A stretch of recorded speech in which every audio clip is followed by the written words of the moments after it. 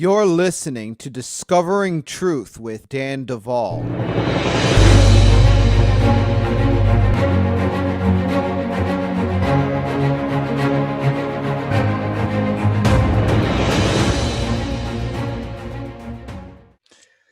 Well, folks, we are back with another week of Discovering Truth with Dan Duvall, and I am very excited to have back on as my guest Charisse. And she has joined me once before and talked about the horrific programming she received at the hands of Freemasons. And, well, as many of you know, in one podcast, it is impossible to tell the whole story, to break down everything. And I'll tell you what, I've been looking forward to this round two since recording the first one. Charisse is a survivor of programming through the Freemasonry Lodge, but through that, satanic ritual abuse has definitely been part of her history. And you know, she is just a shining example of the prevailing power of Jesus Christ. And Charisse, I just want to thank you for coming back on the program. Thank you, Dan. Charisse, we are going to get into some more deep things today, but I know that you wanted to begin this program by addressing survivors. And so I just want to go ahead and open the floor and let you begin there. Thank you. I want to give honor to all of the survivors. I am typically a very private person. This is not something that I would do normally coming on a podcast like this, but the Lord instructed me to do it, and also for all of my clients that I work with that are survivors that have been through far worse things than I ever have. And at this time, they do not have a voice because they're not in a safe place. And they've had their entire families were Satanists, were in the cult, and were harming them. And so if I can speak out on their behalf in some way, then that's a good thing. I know with Veterans Day coming up that we give a lot of honor and respect to our veterans and our military, and that is a very good thing, and we should do that. I personally long to see the day when we give that type of honor and respect to our survivors, because all over the country there are parades held for veterans, and we honor them for what they endured, what they went through. People stand up and show respect to them, and it is my hope one day we can do that for the survivors, because they have been to hell and back. They have suffered, many of them worse than much of our military. And I just want to honor them and to tell them that they are my heroes, because I know what it takes to survive. I know that they did the very best they could in order to survive. And I just really want to honor them and bless them and encourage them in that.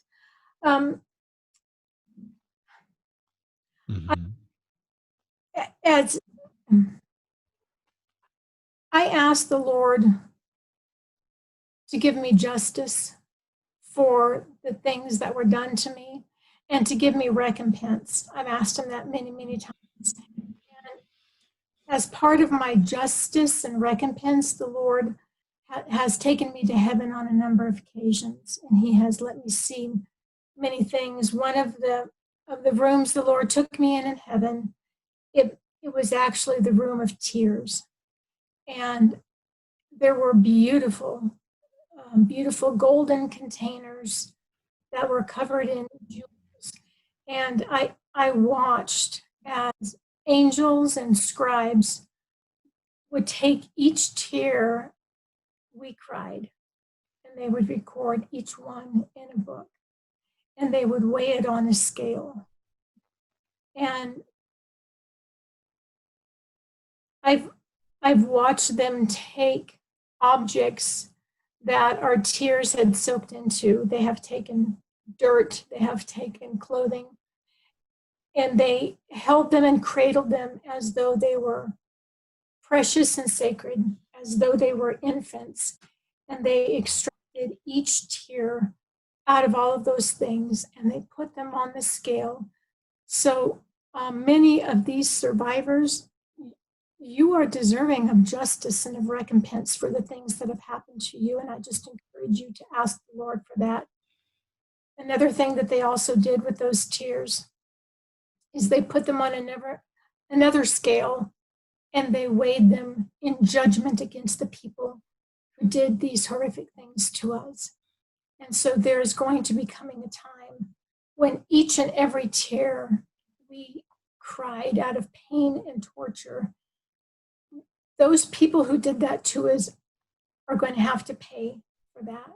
And they won't get away with that. And those tears against them were also recorded in another book. So I just want to encourage any survivors that your tears and your pain have not been wasted, that they have been recorded. I'd also like to speak about trauma memories, because I've had so many people tell me, if I do talk about trauma memories, that perhaps I'm not remembering it correctly. Perhaps, under the drugs and hypnosis, things were distorted, and there's always a little bit of distortion with the drugs, but trauma memories are stored in a different part of the brain than other memories, and they are stored just as they happen. And when they come up, we are remembering them just as they happen. I think some of the worst pain a survivor can go through is to tell somebody what happened to them and have that person tell them that they don't believe them.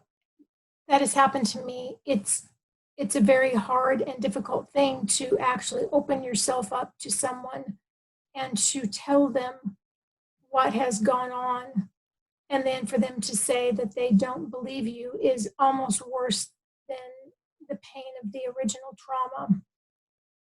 I know when I was being trained for deliverance ministry, Kay Tolman and Sharon Krause always used to tell me to ask the clients, if they started remembering something, what if this memory is true? What if it's true? What would that mean to you? How would that change you? And I just encourage people that are having memories to just say, okay, what if this is true? How do I go on from here? I think, I know the Lord had told me when I started remembering many things, He said, you have to suspend your idea of reality, of what you think can and cannot happen in the spiritual realm, because many things can and do happen every day, and they are beyond comprehension. And if you try to look at it logically, you're going to miss it. And so I just encourage people to let those trauma memories come up. I believe that the actual gift of remembering is truly a gift from God, and that is one thing that the enemy does not want survivors, especially, to remember. And I know when I first started my own journey in healing, and I was working with Kay Tolman and Sharon Krause, and Sharon broke a programming in me. The very first programming she had broke was remember not to remember. Mm. And as soon as that was broken, it's like a veil was lifted. And and even though these memories were horrific and they often involved people that were very close to me that I wanted to believe were good people, it it was still a gift. And I want to encourage survivors to really pay attention to whatever dreams you're having, because when I was remembering, about 90 to 95% of all of my dreams were actually trauma memories. And I would have a notebook on my nightstand, and I would write all of them down. And I just want to encourage parents out there, if you're having a child that is having a lot of nightmares, that is not normal. Nightmares are not a normal part of growing up. If your child is having a nightmare, they have an open door to the enemy in their life, or the enemy is coming in and attacking them directly, and that needs to be stopped.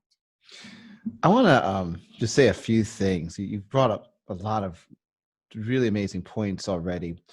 And, it, just coming back to what you said about remembering.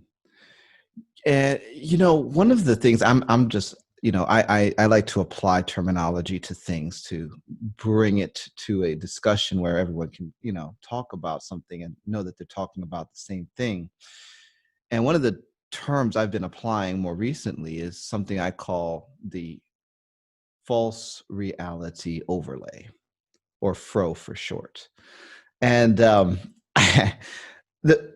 false reality overlay is basically the world we're told we live in, where normal people are born to normal parents, and the spirit world is weird zone and something that only occurs in fantasy books and science fiction movies. And you just go about your merry way, and if you have an experience that's religious, it's because you had communion at the communion table, and you go to heaven when you die, and that's because you don't encounter the spirit world until you're dead. But well, we're just going to be very 3D in our thinking. And so you have teams of psychiatrists and psychologists that have been trained to medicate anything that presents differently than this.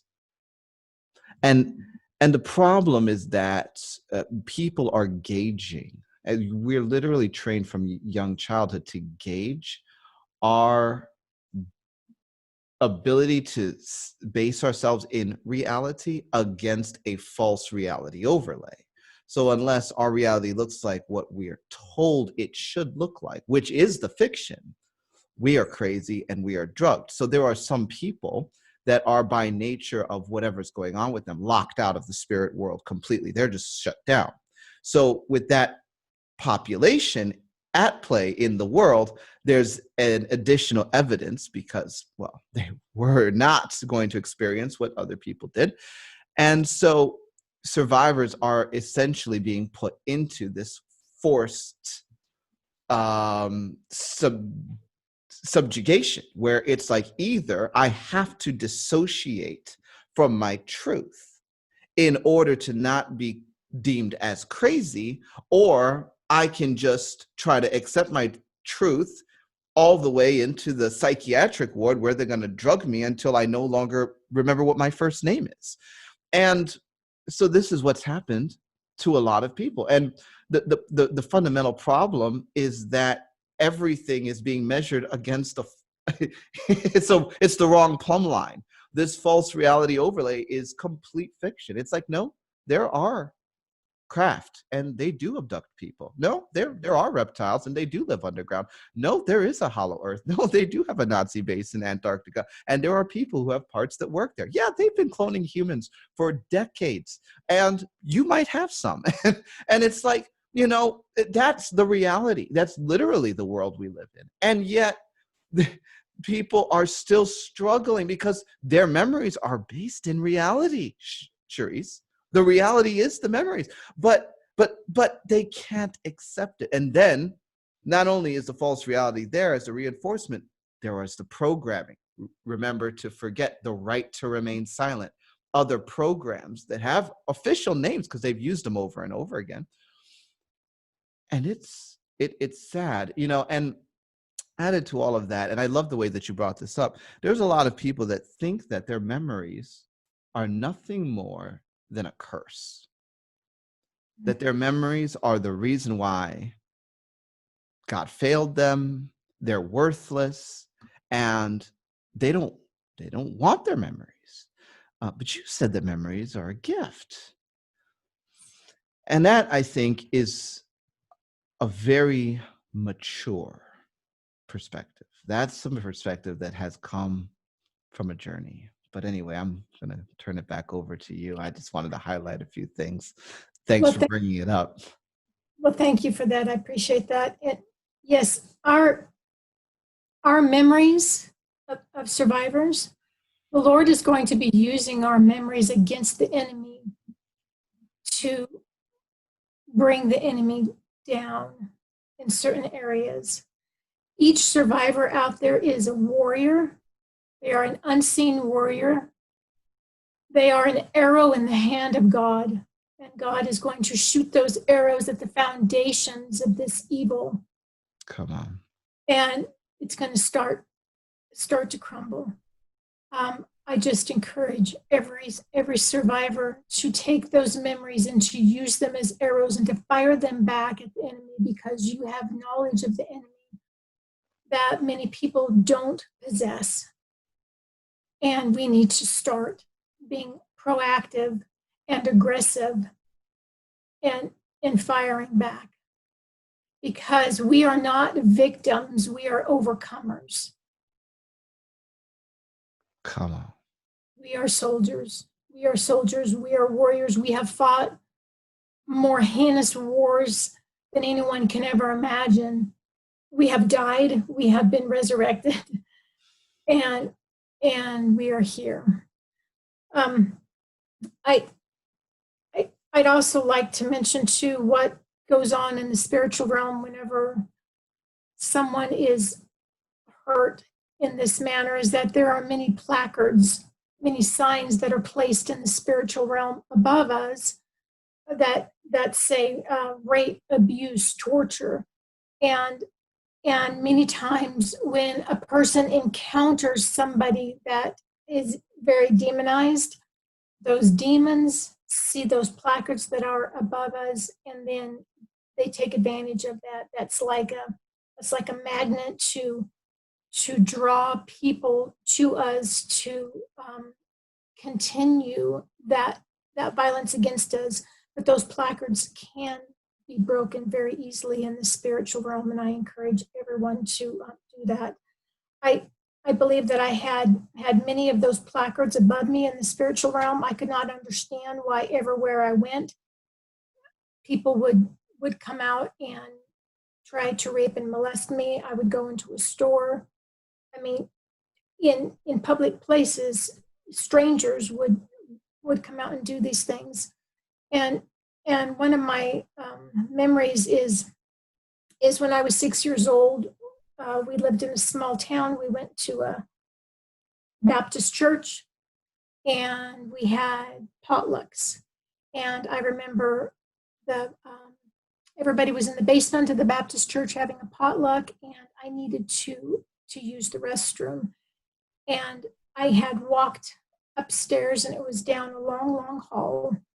Well, these two, they were teenagers, boys, at the church. They were waiting upstairs, and as I walked down the hall, one of them grabbed me, put his hand over my mouth, and they dragged me into an unused Sunday school room, and they proceeded to both of them rape and torture me. I was trying to scream, although at the same time in my mind I thought, if I scream, if I make noise, my parents are going to hear it and they're going to beat me.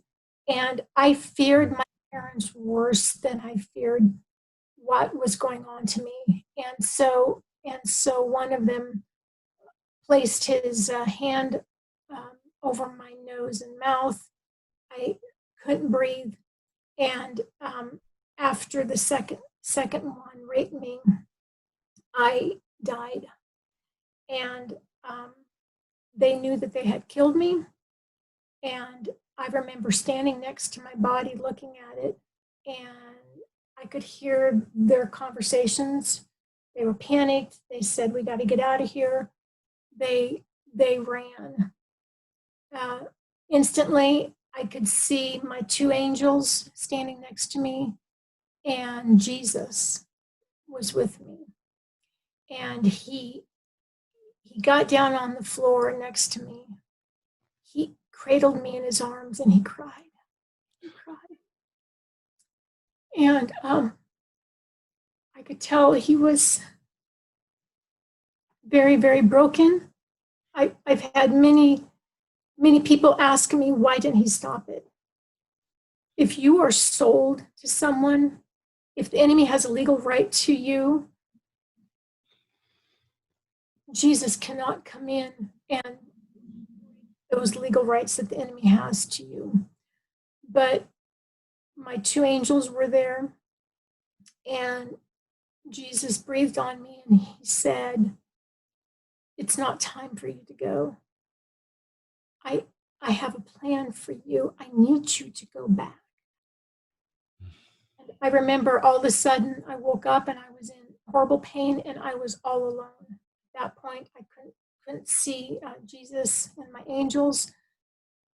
I had died. My life had come back into me. I have no doubt if Jesus had not been there, I would not be here this day. And I tried getting dressed. I was shaking so hard. My pelvis was dislocated in two places. My legs would not function. I had to actually crawl on my stomach using my elbows. And I remember thinking, I've got to get to the bathroom. I have to lock myself in there. Well, it was an old church. I finally made it into the bathroom, but it had one of those hook locks, and I couldn't stand up. I couldn't reach it. And the absolute fear and terror, because they had threatened to come back, to hurt me, to hurt my sister, to kill us. And I knew I wasn't safe, and I was pushing up against that door, sitting on the floor, pushing up against the door as hard as I could. I tried over and over again, trying to lock the doors so I would have a safe place. I couldn't get it locked. I crawled over to the toilet and I passed out. I was able to get a bunch of toilet paper and wad it up and catch the blood flow. I had blood down to my ankles. I passed out again on the floor. I woke up. I knew that I did not have a safe place. I knew I could not tell my parents because I would be beat because it was my fault. And so I crawled using my elbows. I crawled down the hall into the sanctuary, and the only place I could think of to hide was under the pulpit because it was closed in on three sides. And I crawled up the steps. I got into the pulpit, and I hid there. And my best friend at the time, he was the pastor's son. He was about a year older than me. He came looking for me, and he found me. And he told my parents. My parents were very angry. My mom told me I was faking. I mean, I had blood down to my shoes. I couldn't walk. My dad had to carry me out to the car. He was terribly embarrassed. And when I got home, I had enough memory at that time that I told them that the men had hurt me. My dad slapped me across the face. He said I was a liar. He said, "How dare you say awful things about those young men?" He said, "From now on, I want you to be extra nice to those men. Every time you see them, you have to smile and be extra nice, and don't ever talk about this again." And so the next time I went back to church, I saw them, and I just remember dying inside as I forced a smile. And of course, they took my smile as an invitation, and they continued to abuse me for quite a while at church. And um, that is the first time I actually remember dying. I remember dying when I was about 8. I was taken at night, and I was taken to somebody's house. I remember all of the curtains were shut. I walked in, and there were 14 people in the house. They had a black round cloth on the floor. They had candles all around it. They stripped me naked, held me on the floor, and for hours they proceeded to rape me and torture me in very heinous ways. And they would tell me that I liked it, and they would make me repeat those words, that I wanted more, and that it was bad, and these kind of things only happen to bad girls. I ended up passing out. I came to literally as they shoved me out of the car early in the morning. I tried crawling on the gravel to my house. I passed out. I woke up again. I had made it in. We had a laundry room. It was like a back door to the house that had gone into the laundry room, and I had left the door unlocked when I had left. And I went in, and I would always dig through the dirty laundry trying to find the darkest towel I could, because I couldn't leave any trace. I would clean myself up. There was blood and blood clots pouring from me. I started vomiting. We had a wash basin by the washer and dryer. I grabbed onto the wash basin, and I was trying to vomit in it. I always had to clean up all my mess. I passed out as I was vomiting. I hit my chin on the wash basin, bit my tongue. And I remember laying there on the floor just before I passed out and praying that God would give me a different family. Just, I wanted to be loved. I wanted to be like other children that could run and play and not have fear. And I used to pray that I would go to sleep and not wake up. I finally passed out. I actually stopped breathing, and I died. When I came to, I was standing next to my body, and my 2 angels were laying on top of me, trying to keep me warm. And I saw a light, and I looked, and Jesus walked in. And he picked me up, and he held me. He actually sat on the floor with his back up against the dryer, and he was holding me. And again, he told me, he said, "It's not your time. It's not your time to go." And I remember falling asleep with my head against his chest, and I felt at peace. The next morning I woke up. They must have carried me to my bed, and they actually laid a dark towel underneath me. And I remember as I was passing out, I could watch parts of me leave my body. And I remember I was so happy for them. I had no idea that it was astraling. I had no idea what they were doing, but I knew parts of me were being free. And so I would try to send as many as I could so that they would be away and they could be free.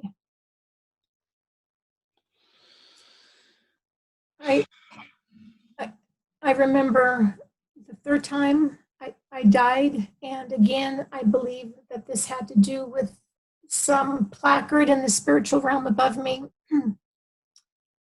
that said, said rape me, abuse me, but we lived in the country, and we had, I guess, a little creek behind our house. And I used to like to go out there and play in the water and play in the clay. And I remember these two men came. I don't know if they were neighbors or what, but they they started really frightening me, and one of them actually started undressing, and so I had a little embankment up to our house, and I jumped up the embankment, and they grabbed my foot, and they pulled me back down, and I started fighting. Now, I was instructed never to fight back, so I was proud of myself that I was fighting back because I was fighting with everything I had. Well, that made them so mad that they took me over to the water, and they held my head under the water. I remember fighting for breath. I fought and I fought, and then all of a sudden I was at complete peace, and I didn't care anymore, and I could see a light under the water. And I remember looking with my eyes at this beautiful, beautiful light. I couldn't figure out what it was. Well, I was also standing next to my body, watching what was going on, and they were screaming, "You've killed her, you've killed her." And they rolled me over, and my face was really dark. And I don't understand all that happens to a person when they drown, but my face was very dark, and my tongue looked unusually large, and it was hanging out the side of my mouth. But the part of me that was standing next to my dead body watching this, I saw a light behind me, and it was my two angels. And I remember saying, "You were the pretty light I saw." And they said, "Yes." And they said, "You need to go back." And I said, "No, I don't want to." And they said, it's not your time. It's not your time. You need to go back." And they said, "When it comes time, we will come back and get you when it is your time." And I made them promise that they wouldn't forget, because I was sure that they would forget. And they both promised, "We won't forget. We will come back and get you." And then I guess my spirit came back into my body. Suddenly my lungs were burning. I was choking on my own tongue, but I didn't know what it was. And I made it back to the house. I knew I could not go in and tell my parents because I would be beat and that it would be my fault. But we had a tree house in the back of our yard. And I remember I had to pull myself up the ladder because my clothes and hair were wet. And I remember curling up in the tree house and falling asleep and hoping that I would be dry enough so that I wouldn't be questioned as to what happened. I'd like to talk some about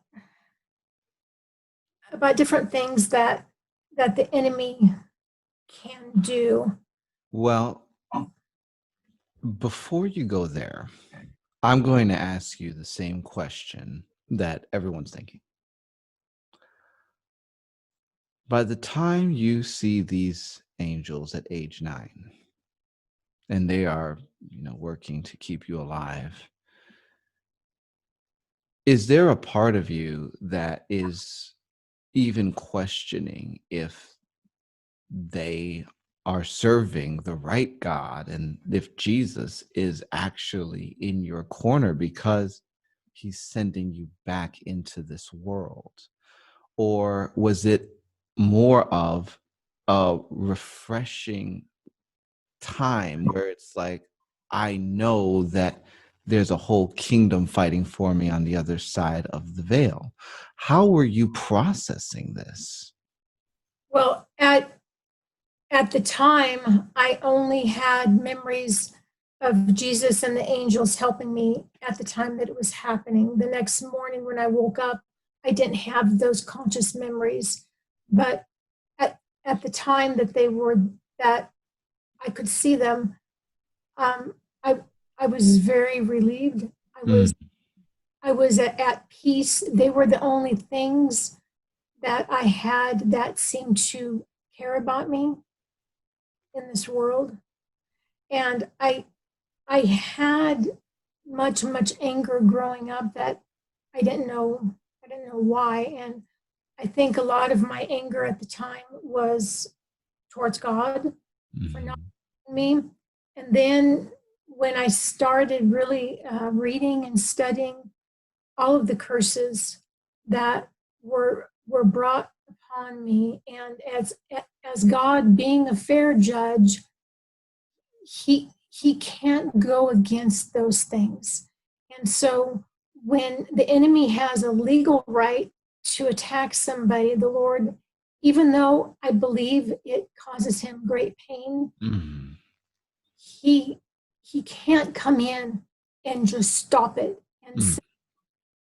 say no, all of this is stopping because the enemy has legal rights. I believe he does set parameters on things. He didn't have to come and revive me, but he did. And there have been multiple times where I have had a horrific memory of something like that.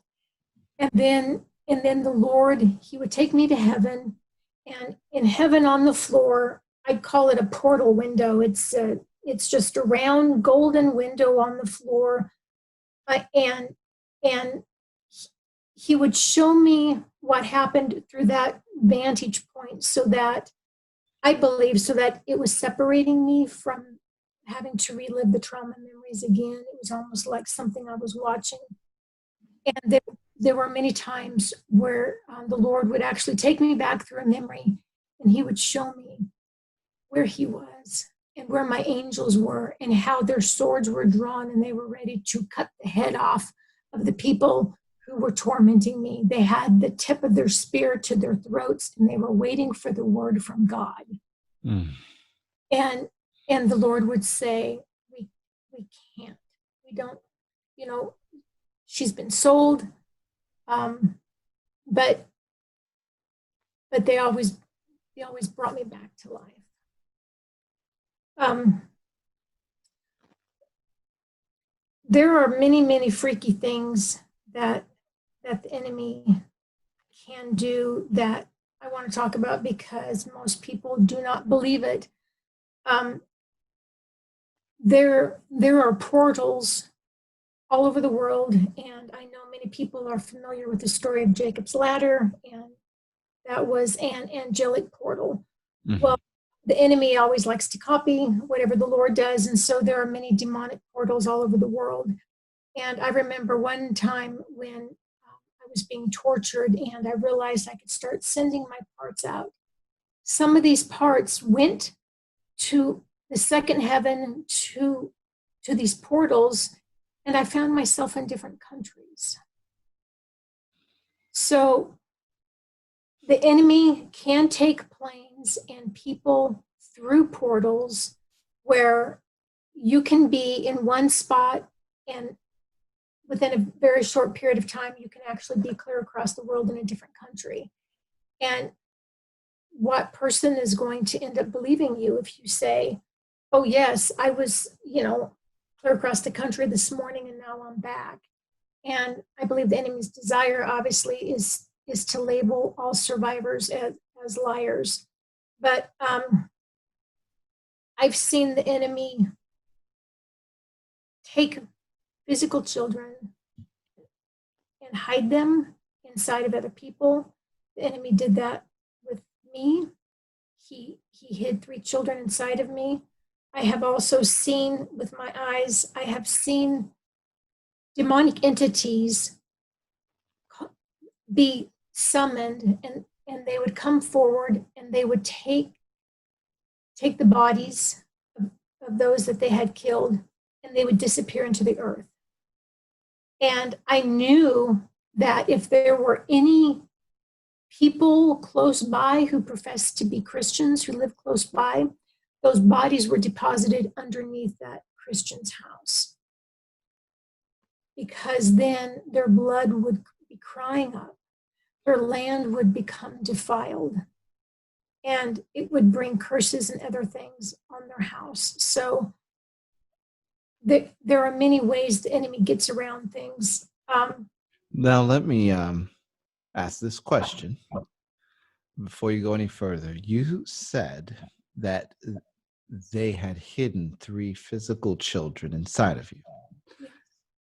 Can you walk us through that memory?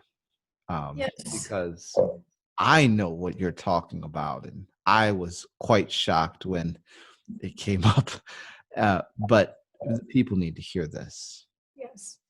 On one of the occasions when I had taken a baby boy, I called him Brian. I don't know what his name was. He had dark hair. He was about 9 months old. They were going to sacrifice him, and he was one of the children that I had stolen, and I had run into the river with him, and we were caught, and he was taken. Well, I had remembered after that memory that they actually let me hold him, and I was sitting on the ground, and I had the child sitting on my lap, and I was protecting him with my arms. And the cult surrounded me in a circle, and I remember them saying that they needed one more person in the circle. They started summoning this evil entity, and I could look up in the tree and I could see this dark evil entity crouched in the tree, kind of like an animal. And they summoned him, and he came down, and he kind of walked in a crab-like fashion. And he came up, they had to complete the circle. This evil entity took the hands of the people next to him, and I could hear something lock into place. I knew that they could not pull their hands out, and it was causing great pain to them because they were crying out. They had talked to me and asked me if I wanted to hide children, and I said yes. And they said, well, how would you like to hide them inside of you? I had no idea what that meant, but I agreed. All I knew was instantly the baby boy that I was holding and protecting disappeared, and I knew he was physically inside of me. They actually ended up doing that with 2 or 3 more children, and they had talked amongst themselves that I was to be a courier. And I knew one of the children was to go to Mexico, and it seems like maybe the other one, England. I'm not sure. I don't know how they expected me to get there, but those children were actually inside of me. I confess I do not understand it, but I know that they were physically hidden inside of me through demonic power until you had prayed, and the Lion of Judah came and took them out.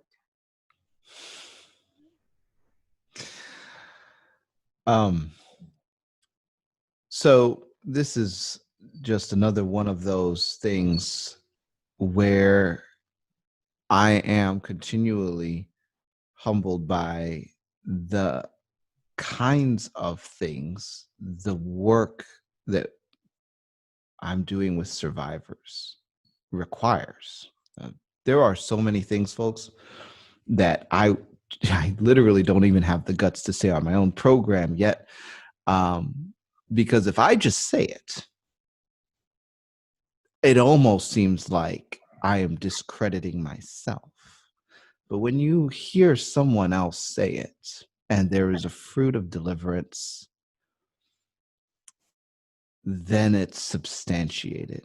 And this is true. Jesus came and he removed these children from Cherise. It was something that actually very, very honestly occurred in the spirit world. And he did not remove them back into the physical world. He just took them out of her, you could say quantumly, and took them with him. let me tell you something. He said, "Do not keep the little ones from me." Jesus is after the little ones. He takes the babies, he takes the children, and he takes them with him. And Yes. he is a father to them. Yes. Thank you for sharing that, Charisse. In in talking about that, the only time I have seen my Lord and Savior run is when I had a part that was being held captive under the earth, under the water, in some other place that was being held in a prison, even in prison cells in hell. And my Lord would run.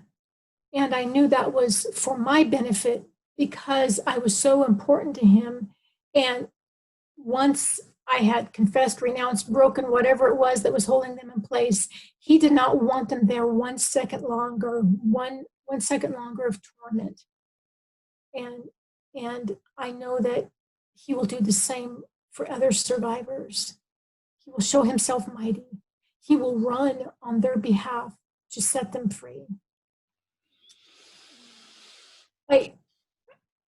I wanted to talk about other things that the cult does that are just plain freaky. Absolutely. When I was being tortured, there were many times where, well, let me back up and say most of the torture that they did, they try not to let it show. You know, it was under my clothes, it was, you know, puncturing my eardrums or other orifices. But there were times where I was cut deeply. And I remember one specific memory on my right forearm, they took a knife and they cut me deeply, deeply.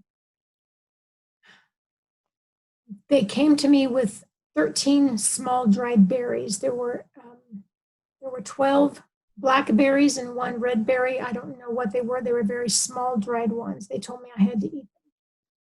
I ate them and they were very, very bitter. Then they brought out an herb. It almost kind of looked like a branch of a pine tree, but I don't know what it was. But I could see it had been used many times because it had dried blood in it. I don't know if it was demonically anointed or something, but I ate the berries and they would lay that herb on the wound. They wouldn't even cover it. It would just come in contact with it and instantly it was healed. I have seen wounds that completely healed, severe wounds that completely healed to where there wasn't even a scar. I've seen other wounds that healed to where there was a tiny scar that looked very old. I remember one time where they actually broke a young child's leg and they did the same thing. They have ways of healing these things. And I believe part of the reason that they do this is so you go through the pain, the torture, the trauma of everything that involves. But if it is healed, if you happen to remember and tell somebody, they're going to say, well, show me the scar. You're going to have a huge scar and there's nothing there. Or if you do remember and you go to look for it and it's not there, you think, oh, maybe that's not a real memory. And that is diabolical. That is a lie. That is what the enemy does to cause us to actually doubt our own memories and to doubt the truth. And so I know that there's many other survivors out there that have been through horrific things. And I'm just saying, if you don't have the scars to prove it, the memory still stands. And I know, Dan, you had talked about other ways in which other survivors had spoke that they were healed. Yes. Well, your point that the cults will hide the damage from the ritual and torture is absolutely valid. This is what they do, and it's plausible deniability. It's a reinforcement on the program, right to remain silent. Remember to forget. all of that, also to blame the survivor, right? Because you're making all of these accusations, these people, which we call upstanding, are really criminals. Well, you're just saying stuff. Where's your proof? It's certain, surely, if they had done this to you, we'd see it on your body. Yes. And because they're talking to primitive minds, um, working underneath the umbrella of a false reality overlay, it sails. People believe it. They bite the bait. Survivors, they bite the bait. But what has been reported to me includes what I would call alien technologies. These come from groups in the heavens. They sometimes have a base on planet Earth, sometimes not. Sometimes they're working off planet. They have craft, they have technologies, and they have turned some of these over for certain rituals purposes and to certain groups. And so when they are doing things to a body, they are able to use these technologies to heal the wounds. I mean, to the extent that they could burn somebody alive and recompose the body with the technologies. And so that has been reported to me. There are also, I read a book by a witch doctor. It's actually called Snatched from Satan's Claws. And for a long time, you couldn't find it anywhere. More recently, it's become available on Amazon again as an ebook. But this guy, his father was a witch doctor, and he was raised to a witch doctor. It was out of, I think, Zaire. And he one time he took a metal pole, he writes, and stabbed himself in the eye because he thought that he would just be able to pull it out with his witchcraft powers by the time he was like 9. But it didn't work. And so he realized that he actually had a metal pole inside of his eye, and he had just really hurt himself bad. So his sorcerer dad came out and laughed.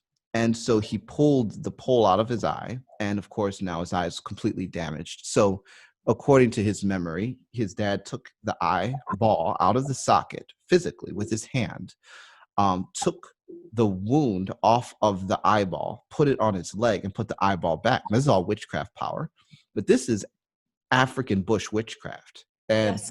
puts the eyeball back in the eye socket. Now the eye's working, but the pain of being stabbed with an iron rod through the body is now in the leg. So then after this, the dad spits on the leg, and then the wound closes up, and he transferred that wound to one of his clients' bodies. So suddenly a person that's going to them as a witch doctor just gets this dramatic pain somewhere in their body. And of course they probably would, go back to some other witch doctor to try to get the pain dealt with by paying money, and they do their witchcraft. So this, like, there are so many strategies that the kingdom of darkness, and they're documented. I mean, folks, this is documentation. Charisse is giving you her actual valid memories here. Out of the mouths of 2 or 3 witnesses, let all things be established. This is done. It is fact, and there are many ways that it is accomplished. Okay. Yes. Yes. Well, I wanted to share a few memories I had about being buried alive. I remember one ceremony out in the woods where they had taken a newborn baby from a girl being sex trafficked. And they had a fire. They held the newborn baby by its foot over the fire, and the flames were touching the top of the baby's head. And at that point, I broke away. I ran up and I grabbed the baby. And it was another time that I ran with it. I was trying to find a place. In my young mind, I was thinking if I could hide it under leaves or something, maybe somebody will find it, or I can come back later and get it. But anyway, as retribution for doing that, they took me one night, and it was only 3 men in the car and myself. And they had actually took me to a neighboring city, which was about 25 minutes away. And there was a river there. And we went down in the brush and the trees. And on the side of the river, they dug up a coffin. It was a black coffin. They opened it, and inside was a half decomposed body. I could see skull and teeth on one side, but there was a lot of flesh on the other side. And they shoved me in the coffin on top of the body, and I could hear dirt hitting it. And they told me that they were burying me alive. And I remember fighting and fighting. And I remember the overwhelming odor that smelled sweet. It was a sweet, decomposing odor. And I would try to beat with my hands on the coffin lid. I don't know how long I was in there. I remember things crawling on me when I was in there. But they left me in there until I believe my spirit broke and I stopped fighting. And that was another time when I realized I could send many parts of me out, because I wouldn't just shatter into a couple pieces. I would break into hundreds of thousands upon millions of pieces. And I would start sending parts of me out so that they would be free. Dug me up. Another time, I was in a building. I believe it was the Masonic Lodge. This actually happened 2 times in this building. One time, they had a black coffin in there. They were punishing me. The coffin, they opened it up. It had live snakes, live rats, and spiders in it. And they sealed me in it for a couple of hours. And then another time, they had actually taken me and drugged me so that I was asleep. And they placed me in the coffin when I was asleep. And it was full of rats. And they were biting me. They were scratching me. And so I woke up, and it was dark. And I was in there with all these rats. And I remember fighting and beating with my hands until I had broken blood vessels all along the sides of my hands. My throat was hoarse. And for many, many years after that, I would try to sleep. And in my sleep, I would feel rats under the sheets. And I would try to smash them with my hand and hold them in place. And that went on for a number of years.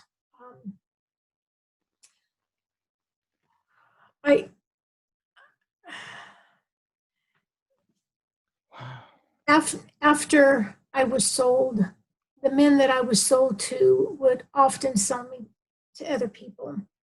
And at that time, I was getting a little older. I started babysitting when I was age 8. And when I was a little bit older, I would babysit overnight or over weekend if the family was going to go somewhere. Well, I remember this one family that had called my parents, and they had arranged for me to babysit. And at that time, I was older. I think I was probably 10 or 12. They came and picked me up and took me to their house. I had no reason to believe I wasn't going to babysit. They asked me to wait in their living room. I looked on the floor, and there were toys and things of that nature. And the couple was gone for a long time. And I started getting really suspicious. And they finally called to me from one of the back rooms, and they said, "Okay, you can come on back." And so I walked into what I thought was a nursery. I saw a white toy box, toys on the floor. But the wife had changed into a black dress, and she had a black veil over her head, and the husband had on a black robe with the black hood. And I was very, very fearful. They had a crib up against the wall, and I said, "Where are the children?" And she said, "Look in the crib." I looked in the crib, and there was an old vinyl doll that its head had been split in half and cut with a knife. And I just remember standing there staring at it, and I couldn't even comprehend what they were doing. I turned around, and they had programmed me with flashing lights, and they had a strobe light, and it started flashing. And my next memory was sitting in my driveway, and they said, "This is what you did tonight. These are our children's ages." And I got out of the car, and I babysat them for years, and they had no children. Each time I would go, I would fully expect to find children, and that was one way that they got a hold of me so that they could have me for longer periods of time. I actually started babysitting for about half a dozen different families.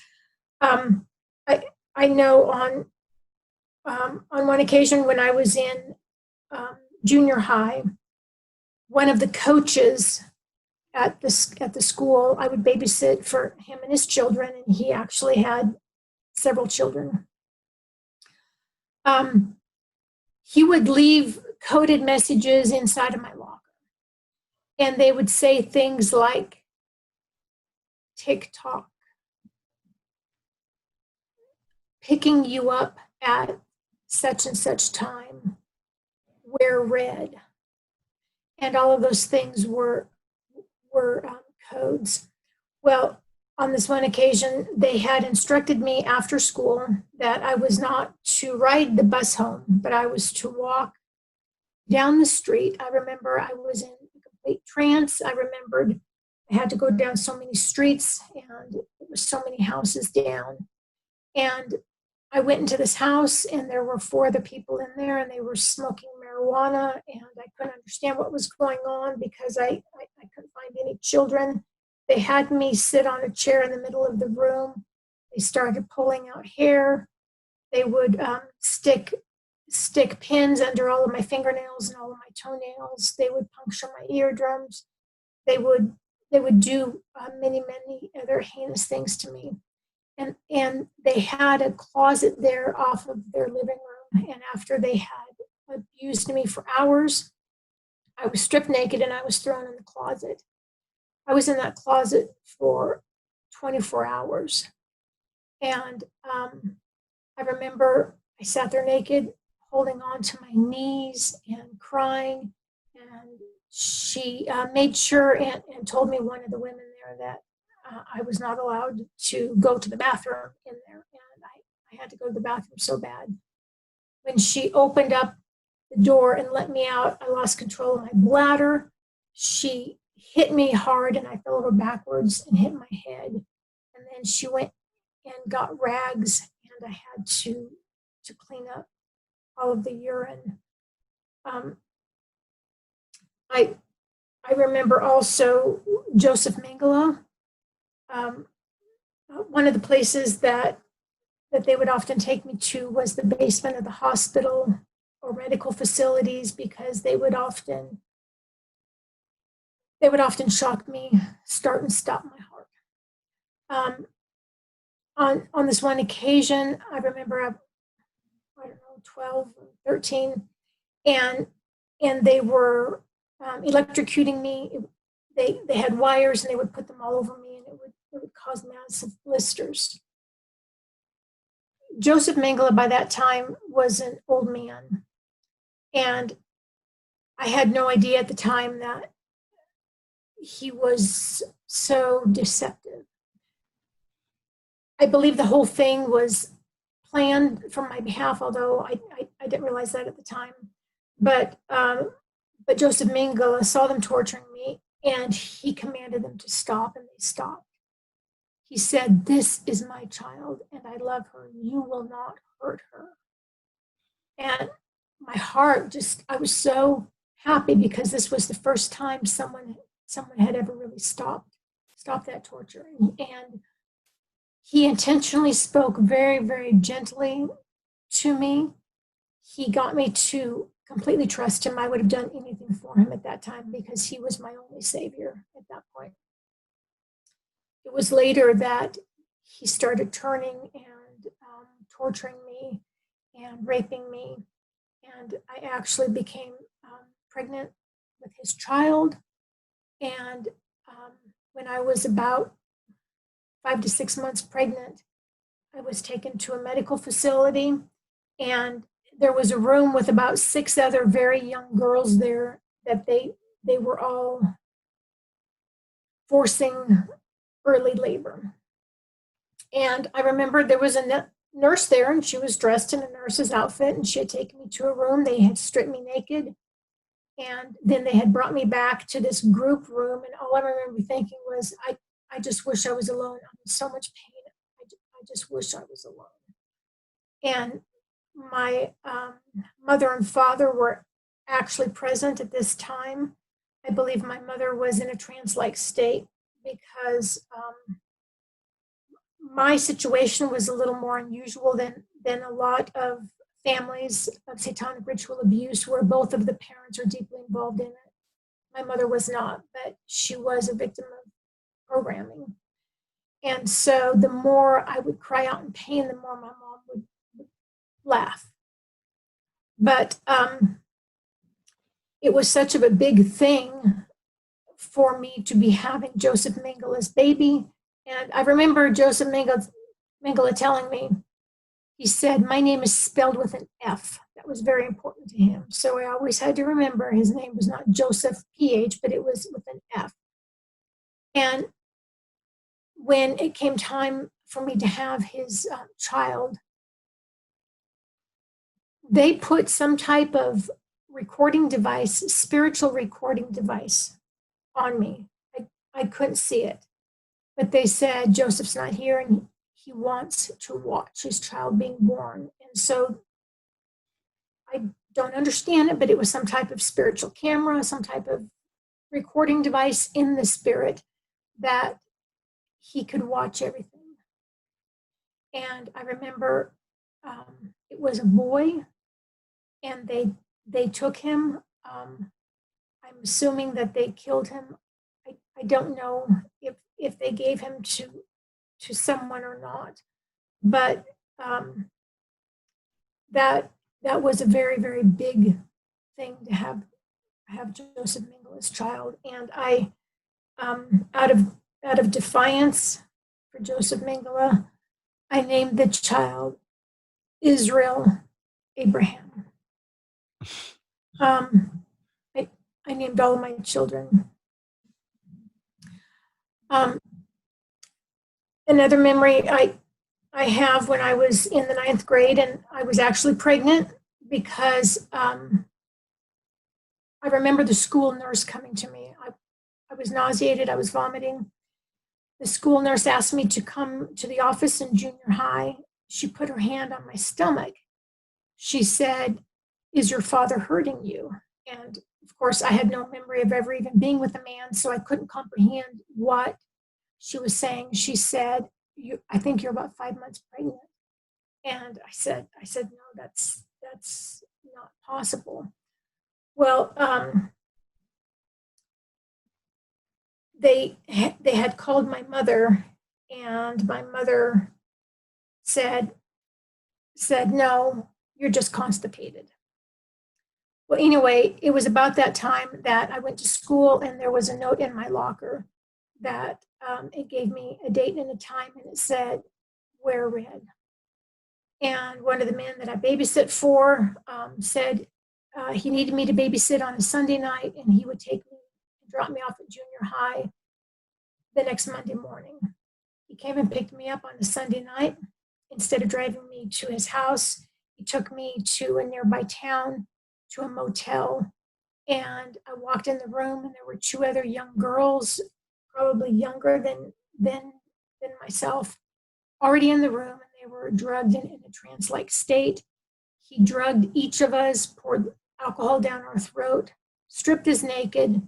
I remember there were 2 beds in the room and a large bathroom. He stripped me naked, put me on one of the beds closest to the door, on top of the bedspread. The other young girl, she had brown hair. She was placed on the bed next to me. The youngest girl, who had blonde hair, she was laid on the bathroom floor. And I had no idea what was going to happen, but I was still very, very modest. And whatever they drugged me with, I couldn't move. I couldn't lift my arms and my legs. I could hardly lift my head. I remember I could reach the edge of the comforter that I was laying on, and I tried to pull it up to cover me because I was so embarrassed. This man, the coach, came and he put hideous makeup all over us to make us look like prostitutes. Pretty soon, 3 large black men came in and they said, knock, knock, and they all laughed. Our coach told us that there was a professional basketball team coming through town and they had requested girls. And so he was selling us to this basketball team. So all night long, these incredibly large black men came in and they raped us. I remember at one point, I was crying, I was vomiting, I would have to turn my head and vomit. And I remember I was able to get one of my hands up and I scratched him on his chest. He choked me with his hands until I passed out. And this went on all night long. And the young girl next to me was so scared, and I don't want to be graphic, but she wasn't able to separate her legs. And so the coach went and he put his foot on the edge of her hip, grabbed her leg, and he pulled it out of socket so that there would be more room. She had passed out. She was screaming. All I could do was just look over at her and cry. This went on all night. The next morning, the coach came in and he said, get up and get dressed. Well, he had stripped off our clothes, thrown them on the floor all night long. People had been walking across our clothes. And I remember sitting on the edge of the bed and my head was spinning, grabbing my clothes and trying to smooth them out as lovingly as I could, because at that time they were my only friends. And I walked in the bathroom and it was horrible. The blood that poor girl was laying in. We were all forced to get dressed. He took us out to the car very, very early in the morning, and that the dark-haired girl had to suffer having her leg put back in socket, and then she had to walk in the parking lot. And we were literally tripping and falling as we were walking to the car. And I remember there was a bus stop. And I remember that there was this elderly Hispanic woman. She was standing by the bus stop. And our eyes met. And I remember I was trying to scream with my eyes and say, rescue me, take me away, take me home. I don't care who you are, take me home. And she had looked at me, and I could tell she knew something was wrong. I mean, we had vomit in our hair. We were a mess. And we were shoved in the car like a bunch of trash. And I remember as we pulled out of the parking lot, I turned and I tried to watch her as long as I could. But anyway, we were taken back to our junior high. We were there about 3 hours early. It was very cold outside. We were not properly dressed. One of the young girls was in the bushes vomiting.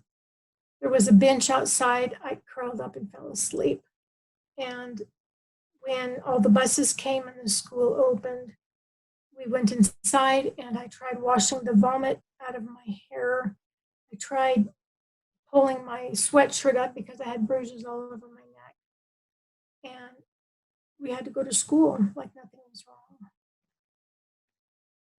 Oh my gosh. Charisse, I did have one question. Yes. Regarding Mengele's baby, how old do you perceive that you were at that time?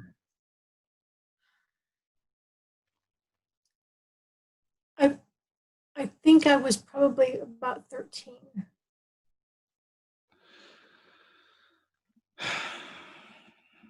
Folks, this is real life.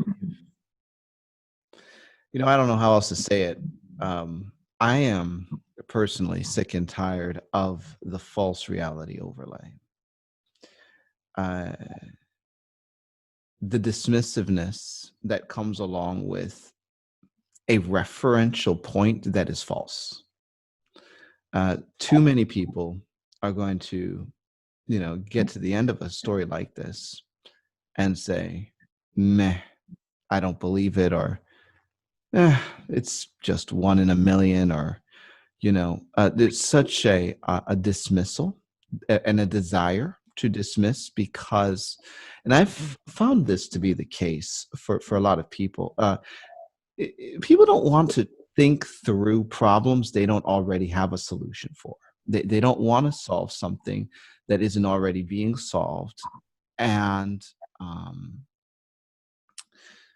frankly, we as the body of Christ have been trained to dissociate from the battlefield.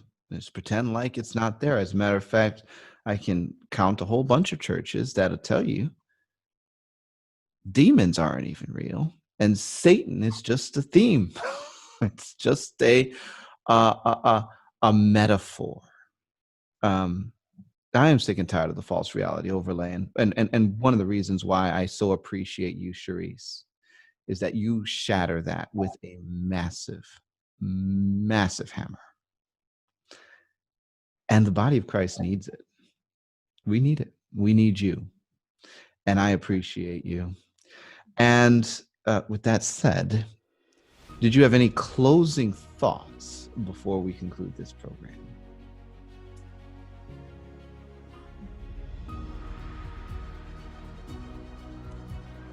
Not that I could think of, unless you have anything else. Well, folks, let me tell you something. There is a whole lot more to be said, and we're going to keep saying it. So, again, thank you. We'll look forward to more from you in the future. And until next time, God bless and Godspeed.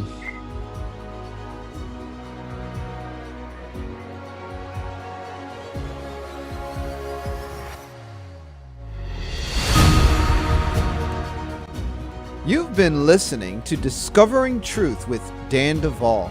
Be sure to subscribe to our channel, like our video, and share this with friends. This podcast is a production of Bride Ministries International. Visit our website at brideministriesinternational.com to enjoy the Bride Ministries Church, the Bride Ministries Institute, free resources, and to support us financially.